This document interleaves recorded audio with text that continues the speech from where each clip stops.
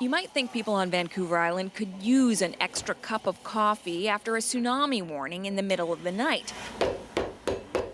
I have the decaf cappuccino. But here in Souk, many missed that warning entirely. I found out through Tyra, my staff. She was all like, my parents called and woke me up this morning because of the tsunami. And I'm like, what tsunami? It's a little scary. I probably would have, if anything had happened, I wouldn't have known. When I heard the phone ring and I was just looking, I'm like, well, who is this? The mayor of Souk knew. A friend called and woke her up, but she wasn't alarmed. He gave me a call and told me that this had happened, and I sort of said, okay, thank you, and went back to bed.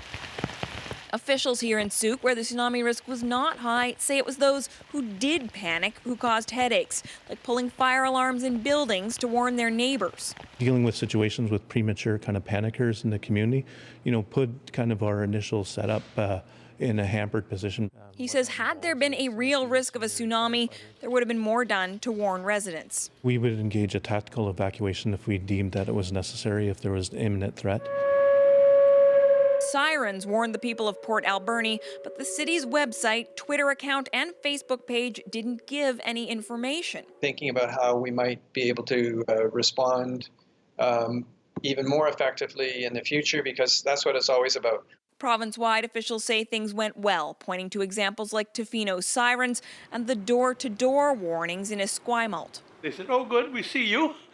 Tsunami warning, big earthquake up around Alaska. Provincial officials hope this gets people thinking about their plans in an emergency. This was a real-life test of the systems we have in place. They've shown that they worked, but it's also a wake-up call for people and communities in this province, and that is we live in an earthquake zone. One measure that might help, across the country, it will be mandatory for phone companies to send out emergency alerts as of April. To keep more Canadians safe the next time a threat looms. Catherine Cullen, CBC News, Victoria. Today's tsunami warning was a reminder just how vulnerable we are here on the West Coast to major seismic events. The quake hit about 250 kilometers off Alaska's south coast. Had it happened just 90 kilometers to the west, we almost certainly would have seen a massive tidal wave. Well, our Johanna Wagstaff is a seismologist, and Joe, explain for us how we managed to avoid a significant tsunami here. Well, Ian, in the end, this type of earthquake is what we call a strike slip. So the motion of the rocks under the ocean floor was horizontal.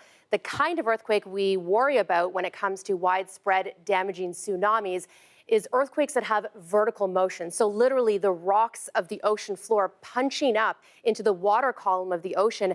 It's almost like throwing a rock in reverse to the surface of the ocean, and that generates waves that spread outward as fast as a jet plane. This is a very seismically active area of the world, and the same boundary runs all the way down the west coast of British Columbia. In fact, same kind of tectonic setting that produced the 2012 Haida Gwaii earthquake.